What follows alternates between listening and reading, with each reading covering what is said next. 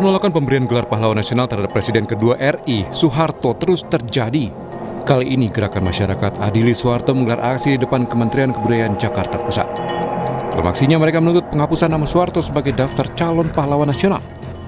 Peserta aksi menilai pernyataan Menteri Kebudayaan sekaligus Ketua Dewan Gelar Penghargaan dan Tanda Jasa Fadlizon atas pemenuhan syarat nama Soeharto dalam pemberian gelar pahlawan sangat melukai semangat reformasi yang telah diperjuangkan. Pertama, kami menuntut nama Soeharto itu dihapuskan dari usulan 40 nama yang sudah masuk dalam Dewan Gelar Tanda Jasa dan Tanda Kehormatan. Dan tuntutan yang kedua, kami mendesak pemberian gelar pahlawan ini harus jauh dari unsur politisasi. Artinya, pemberian gelar pahlawan juga harus dihindarkan dari unsur-unsur politik dan juga harus dapat diberikan kepada sosok-sosok yang kurang lebih tidak kontroversial. Sementara itu, Menteri Kebudayaan Fadlizon kembali memastikan 49 nama memenuhi syarat mendapatkan gelar pahlawan termasuk Soeharto. Soeharto dianggap memenuhi syarat usulan masyarakat dari tingkat kabupaten kota hingga provinsi. Ya, nanti kita lihat lah ya. Untuk nama-nama itu memang semuanya seperti saya bilang itu memenuhi syarat. Ya, termasuk nama Presiden Soeharto itu sudah 2-3 kali bahkan diusulkan. Ya, dan juga beberapa nama lain, ada yang dari 2011, ada yang dari 2015, semuanya yang sudah memenuhi syarat. Usulan Soeharto dan 9 nama lain untuk mendapat gelar pahlawan rencananya akan diputuskan pemerintah sebelum Hari Pahlawan 10 November. Tim Liputan, Kompas TV. Semakin ramai seruan penolakan Soeharto menjadi pahlawan nasional jelang Hari Pahlawan 10 November. Karena pemerintah bilang Soeharto memenuhi syarat mendapat gelar pahlawan nasional. Kita ulas bersama Wakil Koordinator Kontras yang juga perwakilan Gerakan Masyarakat Sipil Adili Soeharto, Andri Yunus. Selamat pagi Mas Andri. Pagi Mas Mario, pagi sahabat Kompas. Terima kasih sudah bergabung di Dialog Sapa Indonesia Pagi pada hari ini. Dan juga sudah bersama kita sebenarnya Ketua Umum Satkar Ulama Indonesia Idris Laena, tetapi masih bermasalah komunikasi. Nanti kita akan terhubung dengan beliau. Pertanyaan pertama saya ke Mas Andri terlebih dahulu. Mas Andri, bagaimana Anda melihat bahwa masyarakat sipil menguat, beberapa dialog diskusi dilakukan dalam beberapa hari ini untuk menolak Soeharto mendapatkan gelar pahlawan? Ada apa sebenarnya alasan itu dan apa kabar yang Anda sudah dengar di 10 November nanti? Apakah betul akan tetap dimasukkan Soeharto sebagai pahlawan nasional atau bagaimana? Baik Mas Mario, terima kasih sebelumnya. Kami mendapatkan memang informasi sebagaimana yang 2 atau 3 hari lalu disampaikan oleh Fadlizon bahwa hampir 40 nama telah memenuhi syarat untuk diberikan gelar anugerah pahlawan dan salah satunya adalah Soeharto. Mengenai kapan akan kemudian diberikan gelar dan apakah tanggal 10 akan disematkan gelar itu, kami belum mendapatkan informasi. Tapi yang pasti Mas Mario, sebelum kemudian tanggal 10 penolakan yang tidak hanya oleh Kontras, oleh Koalisi Gemas lakukan, itu telah berlangsung secara masif. Dan penolakan tersebut bukan dilakukan tanpa dasar, bukan hanya opini belaka, namun juga melihatkan bagaimana argumentasi yang kami sampaikan itu berdasarkan bukti-bukti dan bahkan fakta hukum.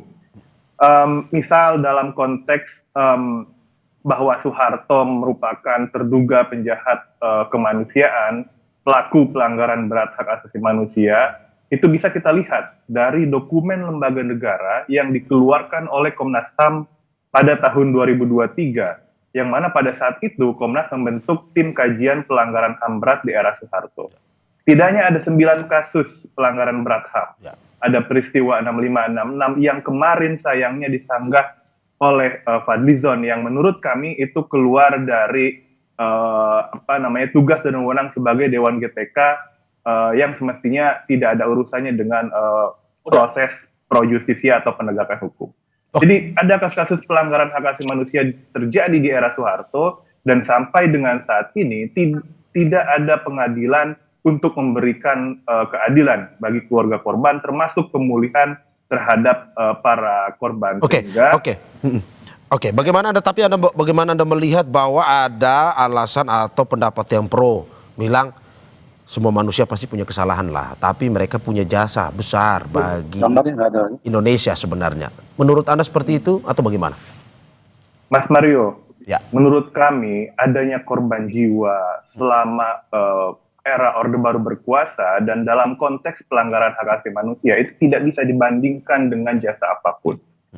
Korban harus diberikan keadilan dulu, faktanya harus diungkap di pengadilan, dan kemudian negara menjamin tidak terjadinya peristiwa serupa. Saya rasa itu lebih substantif ketimbang kemudian menyematkan Soeharto sebagai pahlawan begitu. Jadi tidak bisa disandingkan antara jasa yang dia lakukan dengan pelanggaran hak asasi manusia yang tidak pernah diselesaikan, diseriusi oleh negara hingga saat ini. Oke. Sebelum saya lanjut, Mas Andri, Ketua Umum Satkar Ulama Indonesia Idris Laena sudah bergabung kembali bersama kita. Pak Idris, selamat pagi. Assalamualaikum Pak Idris. Ya, selamat pagi. Selamat pagi, Mas. Terima kasih Pak Idris. Ini sudah bergabung juga bersama kita Mas Andri Yunus, Wakil Koordinator Kontras yang juga perwakilan Gerakan Masyarakat Sipil Adili Soeharto. Pak Idris, saya tadi sudah berbincang dengan Mas Andri yang di mana teman-teman koalisi ini menolak betul pengusulan gelar pahlawan bagi Pak Harto. Menurut Anda, kalau Anda ada di pihak mana? Setuju Pak Harto diberikan gelar pahlawan atau sebenarnya tidak? Oke, jelas sangat setuju ya. Sangat Saya setuju kira untuk ini- memberikan gelar ya. maksudnya? Sangat setuju pemberian gelar. Oke. Kenapa? Jadi begini. Pertama kita harus tahu duduk persoalan dulu mengenai masalah Pak Harto ini. Ya. Jadi betul ya bahwa Pak Harto ini beberapa kali diajukan permohonan untuk diberikan gelar pahlawan nasional. Ya. Namun ya saya ingin memberikan urut-urutannya. Persoalan utama yang selama ini kita hadapi memang karena adanya TAP MPR nomor 11. TAP MPR nomor 11 itu yang mengatur tentang pemerintahan yang bersih dan bebas KKN. Ya. Jadi itu yang menghambat Pak Harto selama ini. Nah, tetapi harus kita ingat bahwa TAP MPR nomor 1 telah sudah menghapus itu. TAP MPR itu nomor 1 telah mengatur bahwa ada 6 TAP, 6 kategori TAP. TAP yang dinyatakan tidak berlaku, TAP dinyatakan masih berlaku, tapi ada juga TAP MPR yang dinyatakan apabila sudah dibentuk undang-undangnya, maka dengan sendirinya TAP MPR nomor 11 itu sudah tidak berlaku lagi. TAP MPR nomor 11 memang betul menyebutkan nama Presiden Soeharto, mantan Presiden Soeharto. Tetapi ketika TAP MPR nomor 1 diterbitkan yang menyatakan jika sudah dibentuk undang-undangnya, maka dengan sendirinya TAP MPR nomor 11 sudah tidak berlaku. Yang berlaku sekarang adalah TAP MPR, ada 4 undang-undang yang mengatur tentang mengenai pemberantasan korupsi, kolusi dan seterusnya. Termasuk tentu KPK misalkan. Nah, jadi itu yang menghambat sekian lama. Ya. Nah, yang kedua, masalah Pak Harto ini harus tahu kita. Harus tahu sejarah. Beliau sudah pernah diadili, sudah pernah dilakukan pemeriksaan, dan beliau melaksanakan layaknya sebagai warga negara Republik Indonesia. Sudah selesai. Ketika itu Kejaksaan Agung telah menerbitkan SKP 3, Surat Keterangan Pemberhentian Penyelidikan. Sebagai warga negara, semua sudah dilakukan oleh Pak Harto. Jadi tidak ada lagi yang bisa menghambat. Kemudian tahun 2024 yang lalu, saya Ketua Fraksi Golkar MPR Republik Indonesia. Ya. Saya saat itu kami mengajukan surat kepada MPR minta keterangan. Bagaimana status Presiden Soeharto, kemudian Bung Karno, kemudian Gus Abdurrahman Wahid, tiga-tiganya clear, sudah diberikan surat oleh MPR Republik Indonesia bahwa ketiga-tiganya sudah selesai dilaksanakan. Artinya tidak ada lagi secara kendala administratif maupun secara hukum. Mengenai apa yang diributkan ini kan soal katanya melanggar HAM. Saya selalu menantang siapapun. Yang tunjukkan kepada saya institusi apa yang punya otoritas untuk menentukan seseorang melanggar HAM atau tidak, baik internasional maupun nasional, yang pernah menerbitkan keputusan tentang Pak Harto sebagai pelanggar HAM. Tidak ada. Semua karena katanya oleh seseorang, oleh kemudian LSM, oleh lembaga-lembaga. saya ingin mengatakan bangsa kita ini bangsa pemaaf. Kita jangan menjadi bangsa pendendam. Oke, Bangsa kita sudah seharusnya. Pak Idris, oke, kita harus berpikir bagaimana menyatukan anak bangsa kita. Oke, Pak Idris, Kira-kira begitu. itu salah satu untuk yang HAM, tapi yang soal korupsi seperti yang tadi disampaikan oleh Mas Andri, saya akan bacakan. Merujuk laporan Transparansi Internasional pada 2004, Pak Harto ditempatkan sebagai pemimpin paling korup di dunia dengan estimasi penggelapan dana publik mencapai 15 miliar sampai 35 miliar dolar AS. Menurut Anda ini pun juga tidak terbukti walaupun sudah ada laporan Transparansi Internasional ini? Tidak ada. Tidak pernah bisa menjadi hukuman. Jadi kalau hanya lembaga ini, lembaga itu, dan seterusnya, ketika tidak ada putusan yang mengikat, putusan mengikat oleh otoritas hak untuk menerbitkan itu, yang menentukan itu, saya kira kita tidak bisa. Kita ingat masa Pak Harto, Pak Bung Karno. Bung Karno juga mengalami hal yang sama. Sebagai pahlawan nasional, beliau mengabdi memerdekakan bangsa ini juga ditolak. Makanya rakyat itu menilai bahwa begini, ketika kita memberikan penghargaan kepada seseorang, kita tidak menghakimi. Kita menentukan seseorang diberikan penghargaan atau tidak. Jika ternyata kontribusinya, pengabdiannya lebih besar dibanding, saya kira siapapun yang di dunia ini tidak melakukan kesalahan. Oke, saya ke Mas Andri. Pengabdiannya lebih besar Pak Idris. Kesalahannya, kenapa tidak begitu? Oke, Pak Idris. Jadi harus kita berikan penghargaan. Oke, Pak Idris, saya ke Mas Andri untuk menanggapi apa yang Anda sampaikan bahwa tidak ada lembaga yang menentukan atau memberikan legitimasi yang secara jelas. Satu, soal pelanggaran HAM, dua juga soal korupsi. Menurut Anda bagaimana? Ya Mas Aryo, begini, pertama saya ingin komentari dulu mengenai TAP MPR 11 yang menyebutkan secara eksplisit soal KKN. Dalam catatan dan penelaahan kami, TAP MPR 11 itu tetap berlaku dengan sampai terbentuknya undang-undang, dan berdasarkan hasil pengecekan kami dalam rapat dalam risalah sidang paripurna MPR 2019-2024 itu TAP MPR tidak pernah dicabut karena memang berdasarkan peraturan MPR nomor 1 2019, MPR tidak lagi memiliki kewenangan apapun yang dapat menghapus pertanggungjawaban hukum seseorang. Jadi TAP MPR itu masih berlaku, artinya secara moral dan substantif itu harus dilaksanakan. Yang mana berarti bahwa mandat mengenai segera diselesaikannya persoalan korupsi, kolusi dan nepotisme itu harus terus dilakukan sampai kemudian itu selesai. Itu yang pertama. Lalu yang kedua, saya tadi sudah singgung di awal Pak Idris, bahwa saat ini belum ada putusan yang berkekuatan hukum tetap yang menyatakan bahwa Soeharto sebagai pelanggaran HAM. Itu semestinya negara itu menindaklanjuti tim kajian Komnas HAM soal pelanggaran HAM berat di era Soeharto. Ada 9 kasus yang sampai saat ini tidak ditindaklanjuti oleh negara, oleh Komnas HAM, Kejaksaan, dan seterusnya. Dan itu kemudian terjadi karena ada impunitas. Bagaimana terduga pelanggar hak asasi manusia duduk dalam pemerintah atau kekuasaan, hingga kemudian membuat pengadilan HAM itu menjadi tidak terlaksana. Artinya kami menyayangkan sebetulnya mengapa kemudian hal paling substantif menurut kami mengenai penyelesaian proses pelanggaran HAM itu tidak diselesaikan, dan justru di tengah situasi seperti ini memaksakan Soeharto yang diduga sebagai pelanggar hak asasi manusia yang berat itu diberikan gelar pahlawan. Oke, Anda mau bilang bahwa sebenarnya walaupun tidak ada legitimasinya tapi kejadiannya ada. Begitu ya? Betul, fakta hukumnya ada Mas Mario. Ya. Oke, saya ke Pak Idris. Pak Idris masih tergabung bersama kita ya? Ya. Pak Idris, seperti yang dikatakan oleh Mas Andri, oke, walaupun tidak legitimasi tapi kejadian Anda dilihat dari bagaimana beberapa aksi. Salah satunya ini aksi Kamisan yang terus-menerus terjadi di depan istana. Karena merasa bahwa ya ini adalah salah satu pelanggaran HAM berat dan Pak Harto diminta untuk bertanggung jawab. Salah satu yang diminta untuk bertanggung jawab. Menurut Anda seperti apa? Ya, jadi Mas Andri, saya luruskan ya. TAP MPR nomor 11 itu mengatur tentang pemerintahan yang bersih, bebas KKN.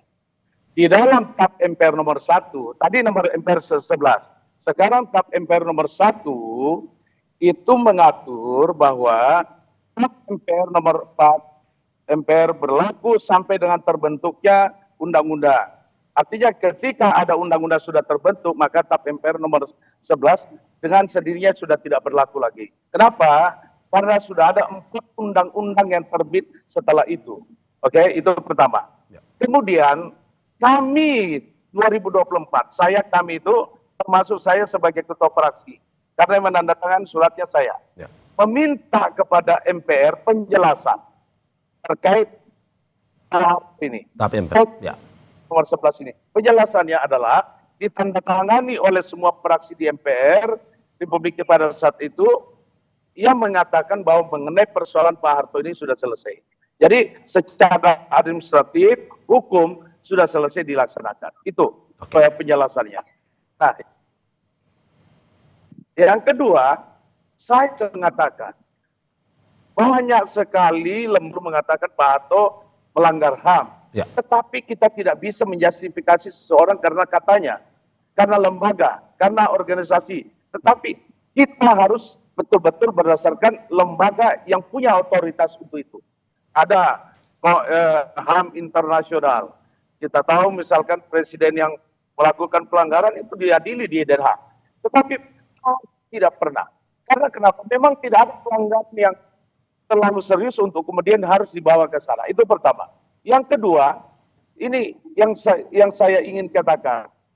Tidak ada satu putusan di dalam negeri maupun di luar negeri yang pernah memutuskan mengenai terkait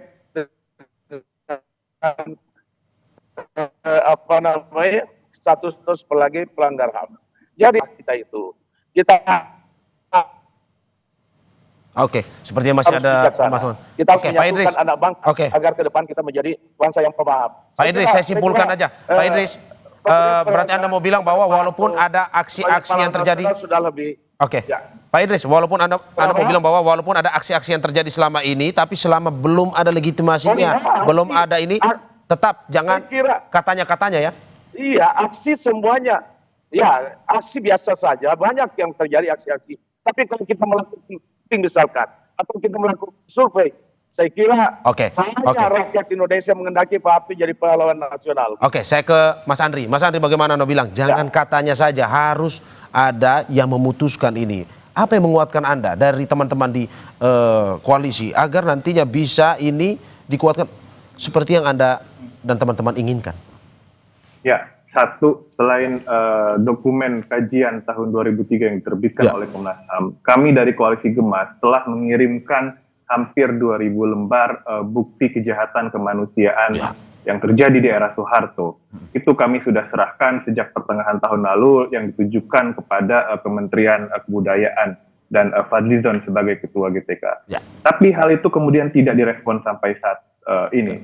Yang kedua, ketika kemudian tadi Pak Idris bilang, ada dukungan atau survei publik penolakan Soeharto. Satu.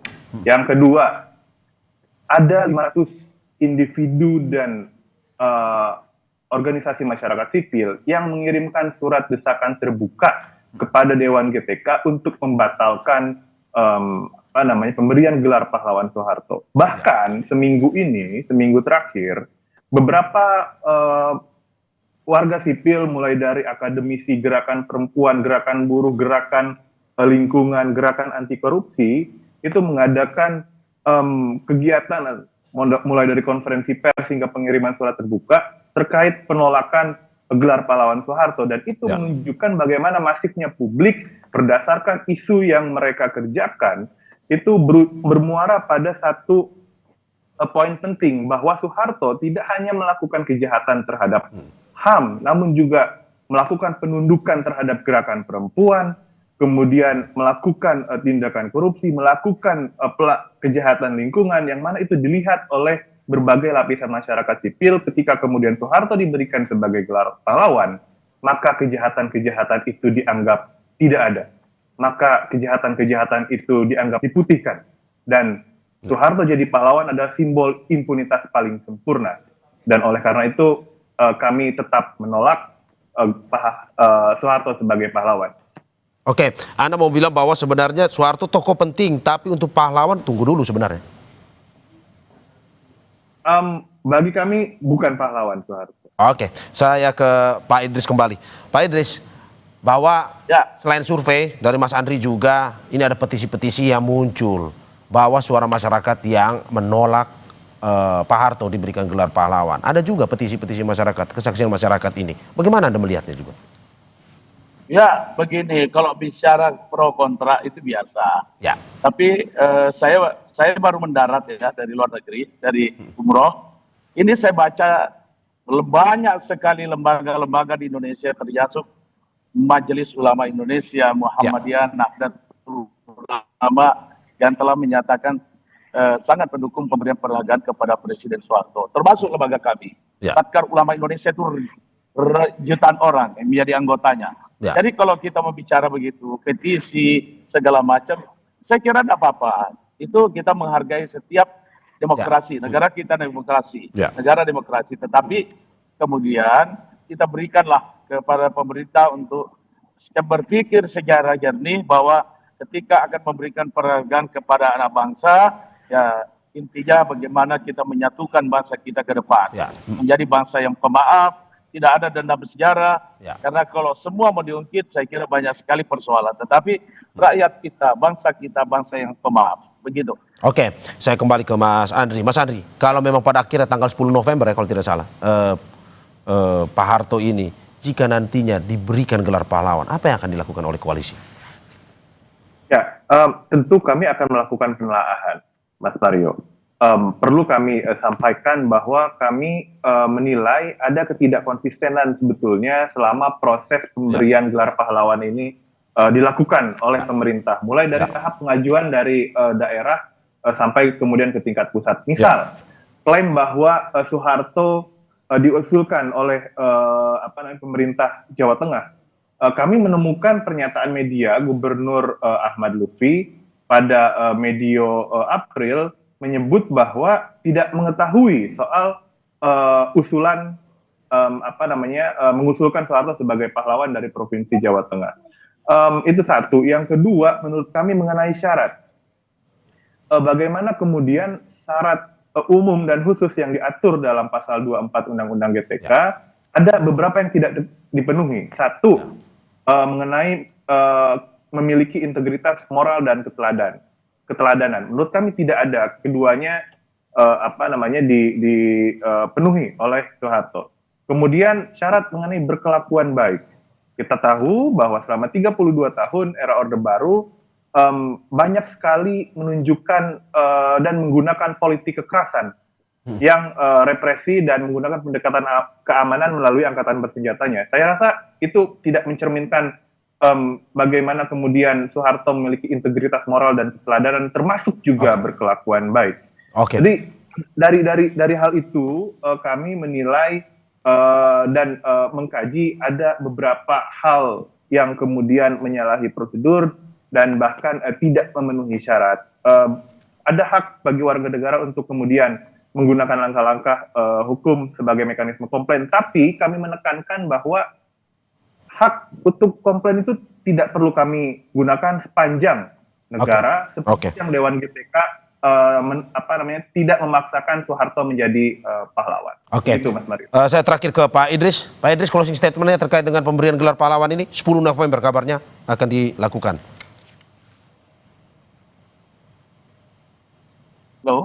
Halo Pak Idris, singkat saja Pak Idris. Terakhir closing statementnya terkait dengan pemberian gelar pahlawan untuk Pak Harto ini. Ya, saya kira kita semua rakyat Indonesia tentu harus berpikir jernih. Saya selalu katakan, inilah saatnya kita bersatu, membangun bangsa kita yang lebih yang penuh kerukunan. Tadi saya katakan lupakan dendam-dendam sejarah. Terlalu prematur kalau tadi disebutkan semua apa yang disampaikan tentang Pak Harto. 32 tahun pemerintahan Pak Harto, kalau mau dihitung kebaikannya jauh lebih banyak dibandingkan apa yang disampaikan tadi. Saya kira kita harus jernih, sekali lagi jernih berpikir bahwa kita bangsa yang besar adalah menghargai jasa-jasa para pahlawan. Ya, terima kasih atas apa yang disampaikan. Ini menjadi terus diskursus bersama dan semoga kita harapkan ya nanti akan ada jalan tengah bagi ya topik yang kita sedang bahas ini, pemberian gelar bagi Presiden kedua Republik Indonesia Soeharto. Terima kasih Wakil Koordinator Kontras yang juga perwakilan Gerakan Masyarakat Sipil Adili Soeharto, Andri Yunus, dan Ketua Umum Satkar Ulama Indonesia Idris Laena. Terima kasih Bapak-bapak, sehat selalu. Terima kasih. Ya, assalamualaikum. Saudara jangan kemana-mana.